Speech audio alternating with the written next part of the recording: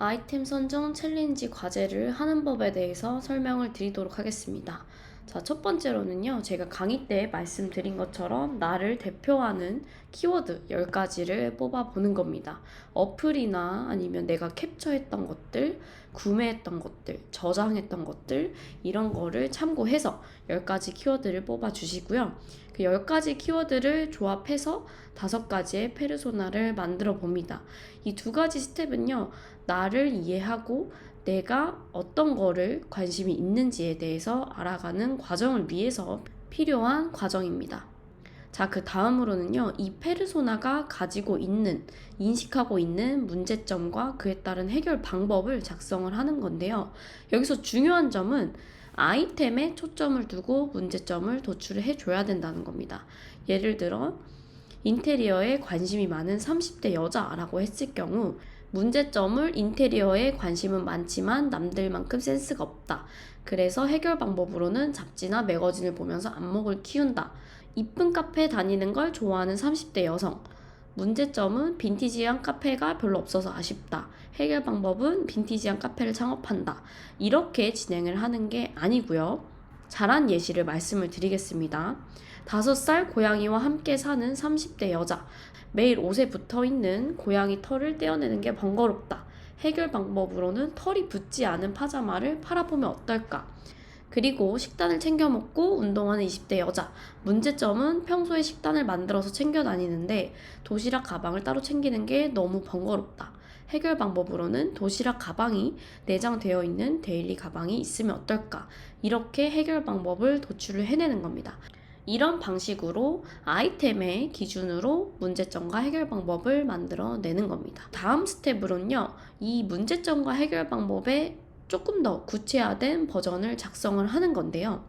이 아이템에 대해서 내가 평소에 구매와 서칭을 해봤을 때 어떤 경험을 했는지 상세하게 적는 겁니다. 구매를 했던 사이트나 브랜드명이 상세할수록 좋습니다. 우리가 페르소나를 5살 고양이와 함께 사는 30대 여자로 결정을 했을 때 잘한 예시를 말씀을 드릴게요. 실크 소재의 잠옷이 털이 안 묻을 것 같아서 검색을 해봤는데 확실히 털이 안 붙는지에 대한 확신도 없고 후기도 찾아볼 수가 없다. 링크를 예시로 첨부를 해주시고요.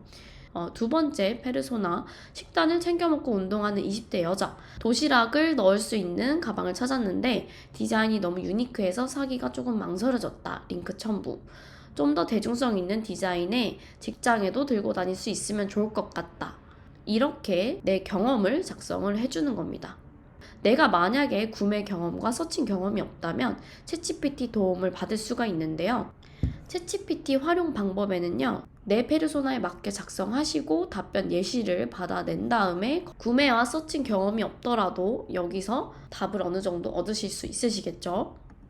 여기서 중요한 부분은요, 절대 챗GPT의 답변을 복사 붙여 넣기 해서 넣지 말아주세요. 챗GPT는 아이디어 도출을 위해서 보조를 해줄 뿐 메인 답변이 될 수가 없습니다. 아이디어 도출 후에 2차 가공해서 과제를 제출해 주시기 바랍니다. 그 다음으로는요, 해당 아이템의 카테고리를 페이스북 광고 라이브러리에 검색을 하는 건데요. 검색 후 광고 링크를 최소 5개 이상 붙여 넣어주셔야 됩니다. 해당 광고 안에 제품이 어떤 소구점이 있는지 작성을 해주셔야 되는데요. 아이템이 아닌 카테고리를 검색을 하셔야 됩니다. 도시락 가방을 찾는다면 도시락 가방이 아닌 가방을 검색을 하는 겁니다. 광고 라이브러리에 검색을 하는 이유는 해당 아이템이 브랜드로서 전개가 가능한지 시장성을 확인을 하는 거고요. 제가 예시로 한번 검색을 해보도록 하겠습니다. 자, 광고 라이브러리에 들어가서 난 가방을 팔고 싶은데 어떤 가방을 팔아야 될지 모르겠다 라고 하면 가방이라는 카테고리 자체를 검색을 하다 보면 어떤 가방이 어떤 광고 소재로 팔리는지를 보실 수가 있으시겠죠. 이 가방을 검색했을 때 나온 가방 하나를 보겠습니다.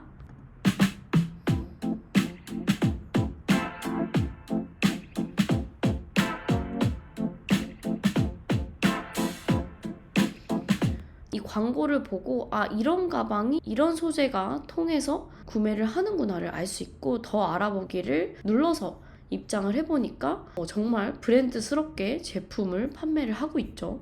전체적인 감도나 브랜드 이미지들이 누가 봐도 브랜드로 보여지는 거죠. 잘못된 예시를 하나 보여드리도록 하겠습니다. 자, 이렇게 광고를 봤을 때 이 광고가 여름 가방이랑 키링 뭐 살지 고민 중이라고? 내가 예쁜데 가볍게 투명 파우치 한 개 총 10개나 샀고 다 이쁘고 다. 자, 이렇게 영상 광고가 있더라도 넘어가면 어디가 나오죠? 테무가 나오죠. 이런 거는 보면 안 됩니다. 눌렀을 때 넘어가는 사이트가 브랜드여야만 되는 거예요. 자, 이런 광고도 심플한데 마찬가지입니다. 귀여운 가방 찾고 계셨죠? 넉넉한 수납력으로 데일리 오케이. 검색해서 들어가니까 브랜드가 아니라 그냥 저가로 제품을 판매를 하는 겁니다. 물론 광고를 하고 있다는 건 로아스가 나온다는 거에 대한 입증이기도 하지만 넘어갔을 때 실제로 그게 브랜드인지에 대한 확인이 꼭 필요합니다. 왜냐하면 간혹 가다가 수익이 많이 안 나는데도 재고 떨이 형태나 아니면 수익률 10%만 보고 퍼포먼스 광고를 하는 업체들도 있기 때문에 그 업체들을 걸르려면 광고를 보고 링크까지 클릭해서 실제로 브랜드로 운영이 되고 있는지를 확인을 해야 된다는 겁니다. 자, 광고 라이브러리를 검색하는 법은 여기에 나와 있고요. 링크를 복사를 해서 업로드를 해주셔야 됩니다. 그리고 해당 광고 안에 제품이 어떤 소구점이 있는지를 작성을 하는 거는요. 이 광고가 어떻게 먹혔고 어떤 걸로 고객한테 반응을 이끌었을지에 대해서 마케팅 관점을 공부를 하기 위한 겁니다.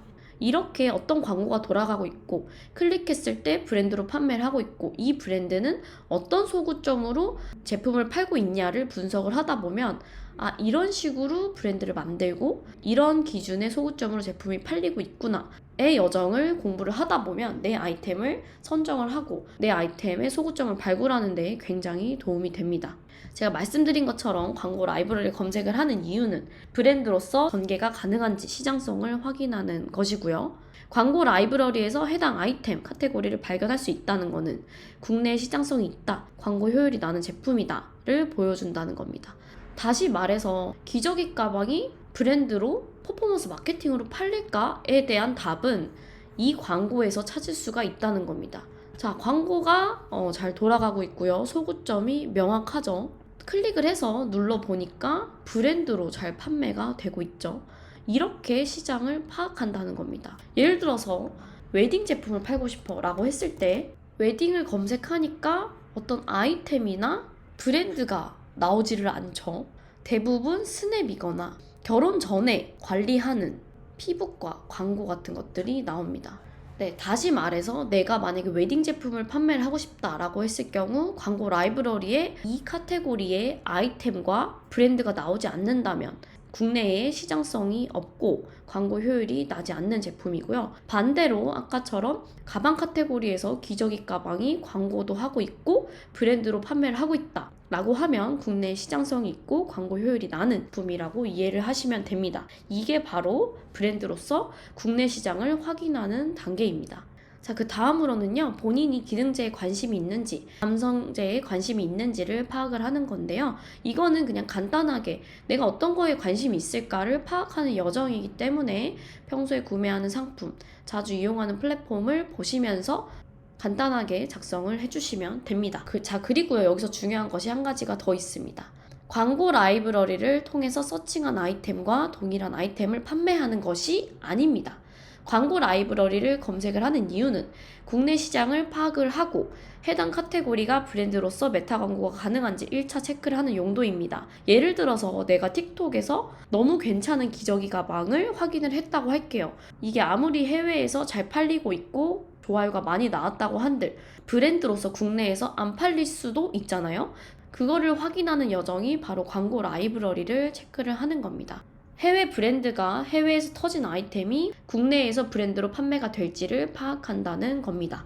따라서 위에 스텝 4번에서 해당 카테고리가 국내 시장 판매 여부 검증이 되면 아래의 해외 벤치마킹 브랜드를 통해서 해당 카테고리 소구점이 있는 아이템을 찾는 것입니다.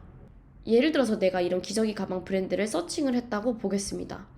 자, 보면 브랜드가 굉장히 팔로워가 많죠. 그리고 여기 보시면 조회수가 대부분 잘 나와 있고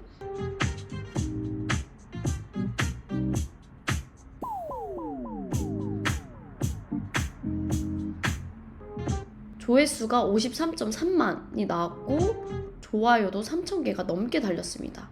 자, 그럼 이 브랜드는 이미 해외에서 검증이 끝났다는 거고 컨텐츠도 이미 좋아요가 터졌습니다. 그러면 국내에서 갖고 왔을 때 분명히 유의미한 성과를 낼 수가 있겠죠? 근데 한국에서도 기저귀 가방이 브랜드로 팔릴까에 대한 궁금증은 바로 광고 라이브러리에서 확인을 해볼 수가 있다는 겁니다. 따라서 여기에 대한 내용은 우리가 어떤 특정 카테고리를 진행을 하고 싶다. 육아를 하고 있는 엄마이기 때문에 기저귀 가방에 관심이 있다. 기저귀 가방을 판매를 하고 싶다. 광고 라이브러리에 검색을 하니 기저귀 가방을 브랜드로 파는 걸 확인을 했다.